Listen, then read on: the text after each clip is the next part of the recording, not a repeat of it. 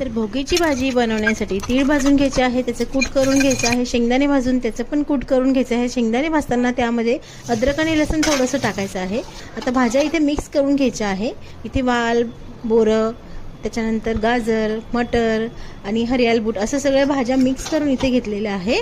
आणि आता ते धुवून घेतले आहे। स्वच्छ कढईमध्ये तेल गरम करत ठेवले आहे, त्यामध्ये जिरं आणि हळद टाकून आता त्या धुतलेल्या भाज्या आहे सगळ्या आपण मिक्स केलेल्या त्या आता इथे टाकून घ्यायचं आहे। यामध्ये वांगे पण टाकलेले आहे आणि आता थोडंसं मीठ टाकून याला थोडं परतून घ्यायचं आहे। चवीनुसार मीठ टाकल्यानंतर याला